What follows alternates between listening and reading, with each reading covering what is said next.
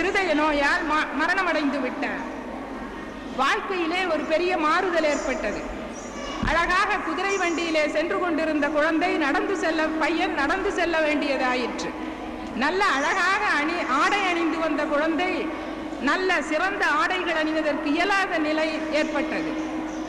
இப்படி வாழ்ந்து வந்த வறுமை தன்னை வந்து சூழ்ந்த காலத்திலும் கூட நரேந்திரன் என்ன செய்வானாம், வீட்டிலே அம்மாவிடம் சென்று நான் என்னுடைய நண்பர்கள் வீட்டிலே நான் உணவு உண்டு வந்து விட்டேன் என்று சொல்வாராம் சில நாட்களிலே. ஏன், இருக்கக்கூடிய கொஞ்சம் உணவு அம்மாவுக்கும் அக்காவுக்கும் இருக்கட்டும் என்பதற்காக. அப்படி ஒரு தன்னலமற்ற வாழ்க்கை வாழ வேண்டும் என்றதை சிறு வயதிலேயே நாம் காண்கின்றோம். இப்படி வாழ்ந்த நரேந்திரனுக்கு கல்லூரியிலே படிக்கும் பொழுது அந்த நிறை மனிதன் என்பதனை காட்டுவதற்கு ஏற்ப ஏதோ வாழ்க்கையிலே பிறக்கின்றோம், இருக்கின்றோம், வாழ்கின்றோம், இறக்கின்றோம், இதுதான் என்ற நிலை இல்லாது இந்த வாழ்க்கையினுடைய உண்மை தத்துவம் என்ன என்ற ஆராய்ச்சி அச்சிறுவனது உள்ளத்திலே புகுந்தது. என்ன செய்தான், வாழ்க்கையிலே ஏதோ பெருநிலை என்று சொல்லுகின்றார்களே, அப்படியானால் அந்த கடவுள் என்று ஒருவர் இருக்கின்றாரா? அப்படி இருப்பாரேயானால் அந்த கடவுளை நாம் பார்க்க வேண்டாமா? அதை யார் காட்டுவார்? இப்படி ஒரு எண்ணம் உள்ளத்திலே தோன்றியது. இது நிறை மனிதனுக்கு உரிய இலக்கணமாகின்றது. இந்த எண்ணத்திலே அவர் என்ன செய்தார், அங்கு அவர் கல்லூரியிலே படித்துக் கொண்டிருக்கின்ற காலம் பல பேராசிரியர்களை கேட்டு பார்த்தார். ஆரிய சமாஜம், பிரம்ம சமாஜம் போன்ற நிறுவனங்களினுடைய தலைவர்களை சார்ந்து அங்கு இந்த வினாக்களை தொடுத்தார். தக்க விடை கிடைக்கவில்லை. பிறகு ஒரு நாள் கல்லூரி வகுப்பிலே என்ன நடந்தது, ஆங்கில பாடம், வேர்ட்ஸ்வர்த் என்ற இயற்கை கவிஞருடைய பாடம். அதனை அன்று ஆசிரியர் வரவில்லை. அக்கல்லூரி முதல்வர் அங்கு வந்தார். வந்து அந்த பாடத்தை அவரே நடத்தினார். நடத்தும் பொழுது இயற்கையோடு மனிதன் ஈடுபடும் பொழுது தன்னை முற்றிலும் மறந்தவனாக கருவி கரணங்கள் எல்லாம் ஒடுங்கிய நிலையிலே அதிலேயே ஈடுபட்டு பரவசமடைந்து இருக்கும் நிலை, அதுக்கு ஆங்கிலத்திலே டிரான்ஸ் என்று பெயர் என்று அந்த சொல்லுக்கு பொருளை விளக்கினார். அங்கிருக்கும் மாணவர்களுக்கு அதை புரிந்து கொள்ள முடியவில்லை. அப்படி ஒரு நிலையா, எப்படி நம்மை மறப்பது என்ற சிந்தனையால் புரிந்து கொள்ள முடியாமல் இருந்தார்கள். அப்பொழுது அந்த ஆசிரியர் கூறினார், அப்படி மனம் முழுவதும் ஒரு பொருளிலே ஒன்றித்து இருந்தால்தான் அந்த நிலை ஏற்படும். அது இந்த காலத்திலே பார்ப்பது கஷ்டம். இருந்தாலும் கூட தட்சிணேஸ்வரத்திலே மாமுனிவர் ராமகிருஷ்ணர் ஒருவர் இருக்கிறார். அவருக்கு அடிக்கடி அத்தகைய நிலை வருகின்றது என்று நான் கேள்விப்பட்டேன். அங்கு சென்றால் அதை நாம் காணலாம் என்று சொன்னாராம். அதை கேள்வியுற்ற நரேந்திரன் பின்னர் தன் உறவினர் ஒருவரிடம் சேர்ந்து தட்சிணேஸ்வரத்திற்கு சென்று ராமகிருஷ்ணரை பார்த்தார். இதிலிருந்து நமக்கு என்ன தெரிகின்றது, பள்ளியிலே கல்லூரியிலே பாடத்தை மட்டும் நாம் புகட்டுபவர்களாக இல்லாமல் அவ்வப்பொழுது நல்ல கருத்துக்களை, நல்ல வழி நெறிமுறைகளை மாணவர்களுக்கு எடுத்து கொடுத்தோமேயானால் அது அவர்களுக்கு நல்ல பண்பாட்டை உருவாக்குவதற்கு ஆகும். கல்வி என்பதே என்ன, தோண்டி எடுத்தல். எதை தோண்டுதல்? உள்ளத்தை தோண்டுதல், உள்ளத்தை பக்குவப்படுத்தல். ஒரு நிலத்தை பக்குவப்படுத்தினால் நல்ல விளைவை பெறலாம். அதுபோன்று நம் உள்ளங்களை பக்குவப்படுத்தினால் அங்கு நல்ல வாழ்க்கைக்குரியவர்கள் அவர்களை ஆக்கலாம். கல்வி என்பது வெறும் பல செய்திகளை கொடுத்து அதை ஞாபகத்திலே வைத்து பிறகு தேர்விலே எழுதி பின்னர் மறந்து விடுவது அல்ல. அது ஒரு சிறந்த வாழ்க்கை பயிற்சியை கொடுக்க வேண்டும். அந்த கற்ற கல்வி வாழ்க்கையிலே தன்னம்பிக்கையோடு வாழ்வதற்கு பயன்படுவதாக இருக்க வேண்டும். அந்த கல்வி பல்வேறு சிக்கல்கள், துன்பங்கள் வாழ்க்கையிலே வந்து தாக்கும் பொழுது ஒரு தெளிவான அறிவை கொடுத்து அவர்களை உதவுமாறு செய்யக்கூடியதாக கல்வி இருக்க வேண்டும். விவேகானந்தர் சொல்வார், to me the education is concentration and not collecting the facts. மன ஒருமைப்பாட்டை உண்டாக்க வேண்டும் கல்வி. அதாவது மனசு ஆழ்ந்து ஒன்றிலே ஈடுபட வேண்டும்.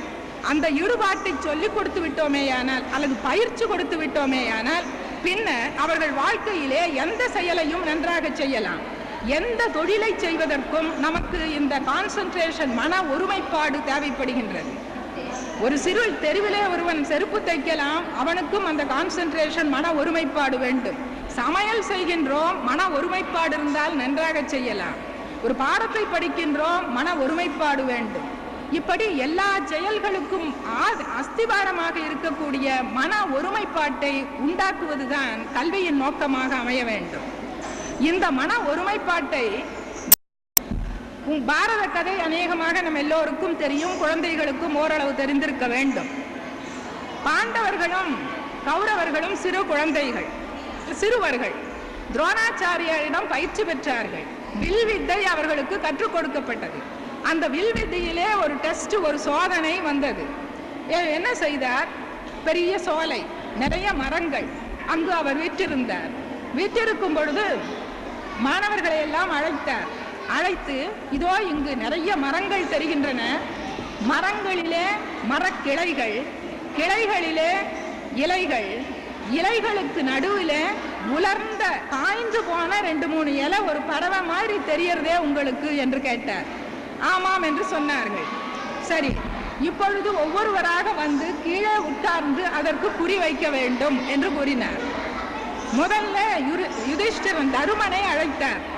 தருமனை அழைத்து கீழே உட்கார சொல்லி மேலே அம்பு வைத்து பார்க்கும் பொழுது கேள்வி கேட்டார். என்ன கேட்டார்? இப்பொழுது என்ன தெரிகிறது? நீங்கள் தெரிகிறீர்கள், மரங்கள் தெரிகின்றன, இன்னும் என்ன தெரிகிறது? பாண்டவர்கள் இருக்கிறார்கள், கௌரவர்கள் இருக்கிறார்கள், சரி போ, நீ அடிக்க வேண்டாம் என்று சொல்லிவிட்டார். அதன் பிறகு துரியோதனன் அழைத்தார். துரியோதனன் இப்படியே சொன்னார். பீமனை அழைத்தார், அவனும் இப்படியே சொன்னார். அர்ஜுனனை அழைத்தார். அர்ஜுனன் உட்கார்ந்தான். மேலே அம்பை அந்த உலர்ந்த இலைகளை பார்த்தான். பார்த்து கொண்டே இருந்தான். அப்பொழுது துரோணர் கேட்டார், நீ இப்பொழுது என்ன பார்க்கிறாய்? பறவை என்று சொன்னான். அடுத்த கேள்வி, இன்னும் என்ன பார்க்கிறாய்? பா என்று மட்டும் சொல்லி அப்புறம் ஒன்றும் சொல்லல. ஏன் சொல்லல? மனசு முழுவதும் அதுல இருக்கு, குறியிலே வைத்திருக்கின்றான். இது வேலை செய்யணும், அம்பு கரெக்ட் சரியா அதற்கு இருக்கிறது. அடுத்த கேள்வி, நீ அடி என்றார். அவன் அடித்தான், பறவை விழுந்தது என்று பார்க்கிறோம். எதை காட்டுகின்றது? மன ஒருமைப்பாடு இருந்தால்தான் எந்த செயலையும் செய்யலாம். நாம் கற்றுக் கொடுக்கும் கல்வி குழந்தைகளுக்கு அந்த கான்சென்ட்ரேஷன், மன ஒருமைப்பாட்டை வளர்த்து கொடுப்பதாக இருக்க வேண்டும். அடுத்து விவேகானந்தர் வாழ்க்கையிலே ஒரு சிறு நிகழ்ச்சியை பார்க்கலாம். ஒரு சமயம் இந்த வறுமை அவர்களை வந்து பீடித்த பொழுது அவர் நினைத்தார், பகவான் ராமகிருஷ்ணரிடம் சொல்லலாமே, நம்முடைய வீட்டுக்கு ஏதாவது கொஞ்சம் பொருள், நன்றாக வாழ்வதற்கு கூட இல்லை, ஓரளவு வாழ்க்கைக்காவது வேண்டிய பொருள் கிடைக்கலாமே என்று நினைத்தார். போய் ராமகிருஷ்ணரிடம், நீங்களும் அம்பிகை உபாசகர், அம்பிகை உங்களிடம் நேரில் பேசுகின்றார், நீங்கள் இந்த ஒரு சிறு உதவி எங்களுக்காக பிரார்த்தனை பண்ணி கொள்ளலாமே என்றார். உடனே அவர் என்ன செய்தார்? அப்படியா, தட்சிண கோயில்ல அம்பிகை வீற்றிருக்கின்றாள், நீ ஏன் போய் அம்பிகாவை கேளேன் என்றார். இவர் அங்கிருந்து போனார். போனதும் அங்கு இருக்கக்கூடிய பவதாரணி அம்பிகையை பார்த்தவுடன் உள்ளமெல்லாம் அங்கு பறிபோகின்றது. மனசுல ஒண்ணுமே மறந்து போச்சு. வீட்டை பற்றியே, எனக்கு பக்தி வேண்டும், ஞானம் வேண்டும், உன்னை பற்றிய சிந்தனை இடைவிடாது என் உள்ளத்தில் இருக்க வேண்டும்னு கேட்டுட்டு நின்றுட்டு இருந்து வந்துட்டேன். வந்த பிறகு பரமஹம்சர் கேட்டார், என்ன கேட்டாய்? அச்சோ, எனக்கு அதே மறந்து போச்சு. இப்படி மறக்கலாமா? திரும்ப போனார். திரும்பவும் போய் மறுபடியும் அம்பிகையிடம் பிரார்த்தனை பண்ணும் பொழுதும் பக்தி ஞானத்தை கேட்டார், இதை மறந்து விட்டார். திரும்ப வந்து விட்டார். 3வது தடவையும் இப்படி இருக்கக்கூடாது, நீ போய் கேளுன்னார். 3வது தடவை போகும் பொழுது அவர் ஞாபகத்தோடு போனார். ஆனால் அவர் உள்ளத்திலே ஒரு வெட்கம் வந்தது. அனித்தியமான இந்த பொருளையா அம்பிகையிடம் நாம் கேட்பது என்று நினைத்து திரும்ப வந்து பரமஹம்சரிடம் கூறினார். அப்பொழுது அவர் சொன்னார், உன்னாலேயே கேட்கக்கூடியதை என்ன கேட்க சொன்னையே நீ என்று கேட்டார். அதன் பிறகு இருந்தாலும் அந்த தெய்வ சங்கல்பம் ஓரளவு ஒரு குடும்பம் நடந்தது என்று பார்க்கின்றோம். வேண்டத்தக்கது அறிவோயினி, வேண்ட முழுதும் தருவோயினி, வேண்டும் பணிகொண்டாய், வேண்டி நீ யாது அருள் செய்தாய், நானும் அதையே வேண்டி நல்லால் வேண்டும் பரிசொன்று உண்டென்னில் அதுவும் உந்தன் விருப்பன்றே என்றார் மாணிக்க வாசகர். இறைவா, நான் எனக்கு வேண்டியது ஏதாவது ஒரு பொருள் இருக்குமே, ஆனால் அது உன்னுடைய விருப்பமாகவே இருந்து நீ எனக்கு எதை தருகின்றாயோ நான் அதனை ஏற்றுக்கொள்ளுகின்றேன் என்ற ஒரு பெரிய தத்துவத்தை அங்கு காண்கின்றோம். இனி அடுத்து இவர் ஒரு பெரிய தொண்டராக வாழ்ந்து வந்தார் விவேகானந்தர். அன்பர் பணி செய்ய என்னை ஆளாக்கி விட்டு விட்டால் இன்ப நிலை தானே வந்த இதும் பராபரமே என்ற தாய்மானவர் வாக்கிற்கு ஏற்ப மக்களுடைய சேவை செய்தோமேயானால் இறைவனுடைய அருளை பெறலாம் என்று, நரர்களுக்கு செய்யும் சேவை நாராயணனுக்குரியதாகிறது என்று. எல்லா உயிர்களிலும் இறைவன் குடிகொண்டிருக்கின்றான் என்பதை எல்லா சமயங்களும் சிறப்பாக இந்து மத தத்துவம் ஏற்றுக்கொள்ளுகின்றது. அப்பொழுது அந்த ஏழைகளுக்கு துன்பப்படுவதற்கு செய்யும்படியான உதவி அனைத்தும் இறைவனுக்கு செய்யும்படியான உதவியே ஆகின்றது. நடமாடும் நம்பர்கொன்றியில் படமாடும் பரமர்க்கென்றாகும் என்றார் திருமூலர். அதாவது நடமாடுகின்ற கோயில்களாகிய மக்களுக்கு நாம் உதவி செய்வோமே ஆனால் அது கோயிலிலே வீற்றிருக்கின்ற இறைவனுக்கு உரியது ஆகும் என்று. ஈசன் எனக்கருது நேசத்தால் எல்லா உயிர்களையும் நீ கருது என்றார் ஔவையார். எல்லா உயிர்களையும் கடவுளாக நினைத்து அவர்களுக்கு அன்பு செய். இப்படி எல்லா சமயங்களும் சமய சான்றோர்களும் இதை சொல்லி வந்த போதிலும் கூட அதை செயல்படுத்தியவர் விவேகானந்தர். இப்படி பாடல்களாக அவர் சொல்லவில்லை, ஆனால் காரியத்திலே செய்தார். என்ன செய்தார்? ஒரு சமயம் கல்கத்தாவிலே ஒரு தோட்ட வேலை செய்து கொண்டிருந்த வேலை செய்பவர்கள், அந்த மிகுந்த இழிந்த குலத்தை சார்ந்தவர்கள், அவர்களிடம் இவர் மிக அன்பாக பேசுவார்கள். நெடுநேரம் பேசிக்கொண்டிருப்பார். ஒரு நாள் அந்த வேலை செய்யும் ஒருவர் தன்னுடைய துன்பத்தை பற்றி, வீட்டிலே இருக்கும் கஷ்டங்களை பற்றி சொன்னார். அதை கேட்ட விவேகானந்தருக்கு கண்களிலே நீர் வந்ததாம். நாம் வீர விவேகானந்தர் என்று சொல்லுகின்றோம், இருந்தாலும் அந்த இழகிய மனம் அப்படியும் இருந்தது. ஒரு நாள் அவர் என்ன சொன்னார்? பின்னர் அவர் சுவாமிஜி, உங்களுடைய கண்களில் நீர் வரும்படியாக நான் உங்களுக்கு துன்பத்தை கொடுத்து விட்டேனே என்று வருந்துகின்றார். ஒரு நாள் சுவாமிஜி சொல்லுகின்றார், விவேகானந்தர், உங்களுக்கெல்லாம் நான் நல்ல விருந்து கொடுக்க வேண்டும் என்று. அப்பொழுது அந்த காலத்திலே இருந்த முறை, நீங்கள் உப்பு சேர்த்து உணவு கொடுப்பீர்கள், அதை சாப்பிட்டால் எங்கள் இனத்தவர் எங்களை தள்ளி வைத்து விடுவார்கள் என்று. அவ்வளவு மூட நம்பிக்கையும் இருந்திருக்கின்றது. அப்பொழுதும் அவர் சொன்னார், உங்கள் உப்பே இல்லாமல் நிறைய பெரிய விருந்து வைக்கின்றேன் என்று பல இனிப்பு வகைகள், பழ வகைகள், அப்படி பல பொருட்களால் ஆகிய உணவை தயார் பண்ணி எல்லோருக்கும் நல்ல விருந்து கொடுத்தார். இதுவரையும் நாங்கள் இத்தகைய உணவை சாப்பிட்டதே இல்லை என்று மிக மகிழ்ச்சியோடு அவர்கள் உண்டார்கள். விவேகானந்தரும் சொன்னார், இன்று உங்களுக்கு உணவு கொடுத்ததன் வாயிலாக நான் ஆண்டவனுக்கே உணவு கொடுத்தவன் ஆகின்றேன். உங்களுக்கு திருப்தி செய்ததன் வாயிலாக ஆண்டவனையே திருப்தி செய்தவன் ஆகின்றேன். உங்களிடம் நான் வழிபடுகின்ற தெய்வத்தை காண்கின்றேன். அத்தகைய தெய்வ வழிபாட்டை என் உள்ளத்தில் நான் பிரதிஷ்டை பண்ணிக் கொள்ளுகின்றேன் என்றார். இதனை வள்ளலார் சொல்வார் வேறு விதமாக, எத்துணையும் பேதமின்றி எவ்வுயிரும் தம்முயிர் போல் எண்ணி உள்ளே ஒத்து உவக்கின்றார் யாவர் அவருடன்தான் சுத்த சுத்துருவா எம்பெருமான் நடம்புரியும் இடமென நான் தேர்ந்தேன் என்று. யார் எல்லா உயிர்களையும் ஒன்றாக நினைத்து தன்னுயிர் போல் நினைக்கின்றார்களோ அவர்களுடைய உள்ளத்தில் தான் இறைவன் குடிகொண்டிருக்கின்றான் என்றார் வள்ளலார். நான் இந்த மக்களுக்கு சேவை செய்வதற்காக மேலும் பிறவிகளும் எடுக்க தயாராக இருக்கின்றேன் என்றார் விவேகானந்தர். தாய்மானவர் சொல்வார், மரமலி உலக வாழ்க்கையும் வேண்டும் வந்து நின் அன்பர்தம் பணியாம் அறமது கிடைக்கும். நின்னோட அன்பர்களுக்கு பணி செய்கின்ற பணி எனக்கு கிடைக்குமே. ஆனால் இந்த உலக வாழ்க்கை நிகழ்ச்சி, இத்தகைய தத்துவம் விவேகானந்தருக்கு எப்படி வந்தது என்று பார்க்கும் பொழுது, பகவான் ராமகிருஷ்ணரிடம் இவர் மாணவராக இருக்கும் பொழுது அடிக்கடி வருவார் என்று நமக்கு தெரியும். அப்படி ஒரு நாள் வந்த பொழுது அங்கு ஒரு வைஷ்ணவ பழமொழி ராமகிருஷ்ணர் முன்னால் சொல்லப்பட்டது. அதாவது, நாம ருசி பக்தர் பிரியம் ஜீவ தயை என்று.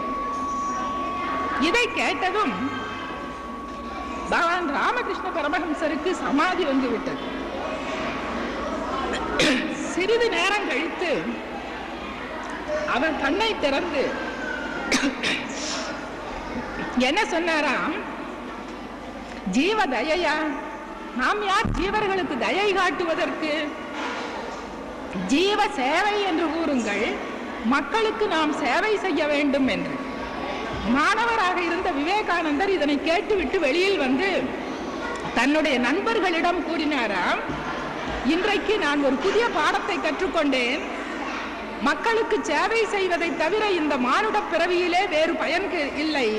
எனவே அதையே என்னுடைய வாழ்க்கையின் குறிக்கோளாக கொண்டு என் வாழ்க்கையை நடத்துவேன் என்று கூறினார். இதுபோன்று எத்தனையோ நிகழ்ச்சிகள். இவரை ஒரு சிறந்த துறவியாக காணலாம். அந்தக்கரணம் அடங்க துறப்பதுவே அல்லாமல் வேறு எந்த அந்தக்கரணம் அடங்க துறப்பதுவே வேறு எந்த துறவினும் நன்று எந்தாய் பராபரமே என்றார் தாயுமானவர். அத்தகைய துறவின் இலக்கணத்தை இவரிடம் காணலாம். ஒரு சமயம் ஒரு சின்ன நிகழ்ச்சியை சொல்லுகின்றேன்.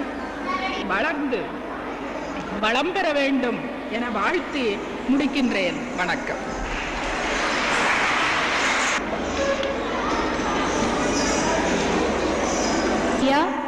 Directors of Sri Sarada Institutions.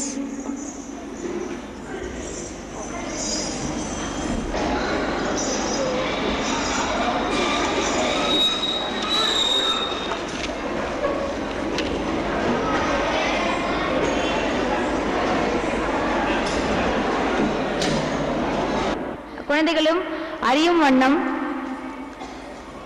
Sri Narendra கல்வி மற்றும் அறக்கொடை நிறுவனத்தின் மூலம் சுவாமி விவேகானந்தரின் பிறந்தநாள் விழாவை ஒட்டி பேச்சு போட்டி, கட்டுரை போட்டி, வினாடி வினா போட்டிகள் ஆகியவற்றை நடத்தினோம்.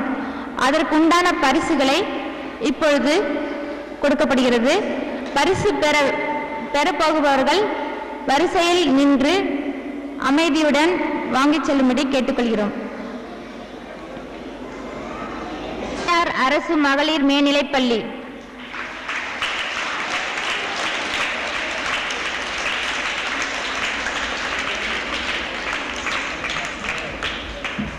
மூன்றாம் பரிசு பி பிரேம்குமார் ஸ்ரீ விஜய் வித்யாலயா.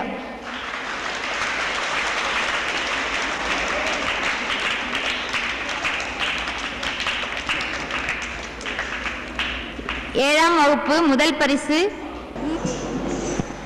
நாங்கயா.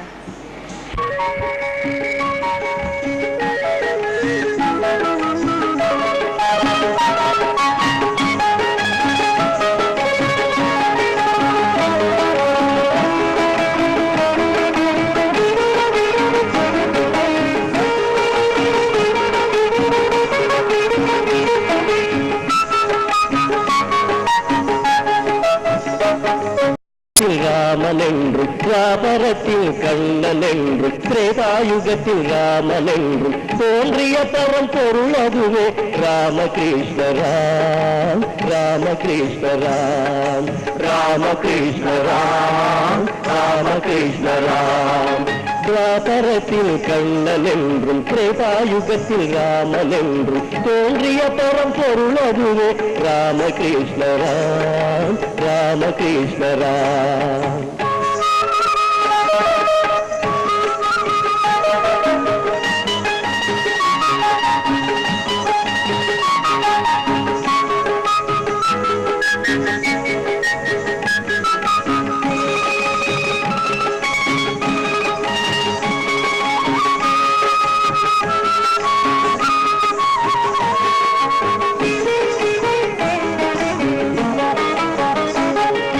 தருமத்தை நிலைநாட்டிடவே தரணியில் வந்தார்,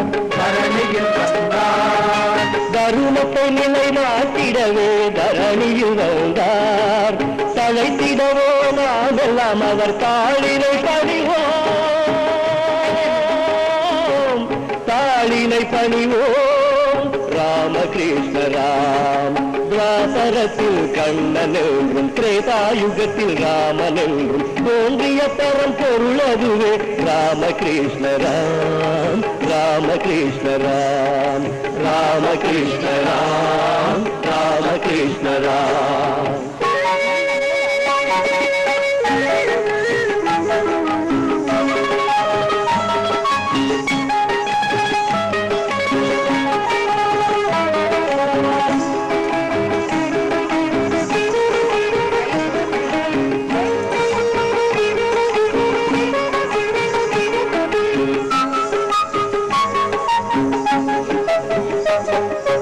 கைகள் இரண்டும் தூக்கி நம்மை அழைக்கின்றான்,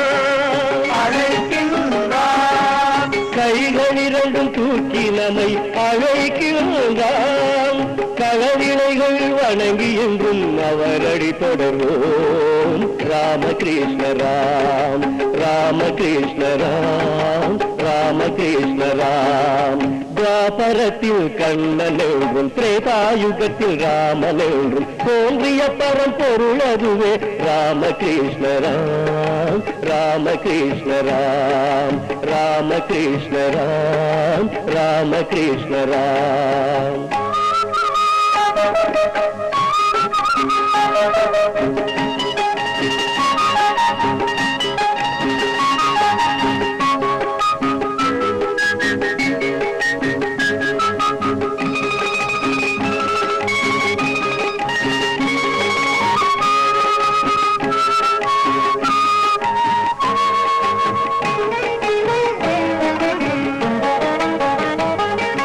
ஜெய ராம கிருஷ்ணா என்று சொல்லுவோமே நாம், ஜெய ராம கிருஷ்ணா என்று சொல்லுவோமே நாம். சிதறிடுமே பாவமெல்லாம் புனிதமடைவோம். ராமகிருஷ்ண ராம் ராமகிருஷ்ண ராம் ராமகிருஷ்ண ராம். துவாபரத்தில் கண்ணன் என்றும் திரேதாயுகத்தில் ராமன் என்றும் தோன்றிய பரம்பொருள் அதுவே. ராமகிருஷ்ண ராம் ராமகிருஷ்ண ராம் ராமகிருஷ்ண ராம் ராமகிருஷ்ண ராம் ராமகிருஷ்ண. கற்றவர் போற்றும் கலாதேவி, விற்று படித்தவர் வணங்கும் வேதவல்லி, காவிய நாயகர் பாராட்டும் கலைவுலகின் நாயகிய நற்சான்றோர்க்கு அருள் புரியும் நாமகளே. வெள்ளை தாமரை பூவில் வந்து வீணை மீட்டி பண்பான வேதத்தை வழங்கும் அருள் வடிவே வணக்கம்.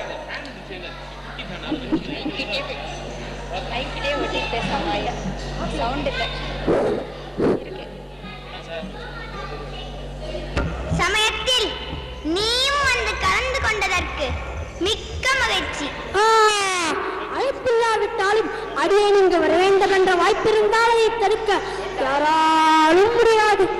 உனக்கு அழைப்பு விடுப்பை பற்றி ஆட்சேபனையே இல்லை. ஆனால் நீ சென்ற இடமெல்லாம் ஏதாவது கலகத்தை உண்டாக்கிடுவாயே என்றுதான் சற்று சிந்திக்க வேண்டியிருக்கிறது. நாராயண, எதற்கும் இது போலவே வேண்டாமா? இந்த கலகம் செய்வேன். கவியரசு, இன்று தாங்கள் நடத்தும் கோமாதா பூஜை என் மனதிற்கு மிகவும் மகிழ்ச்சியை தருகிறது.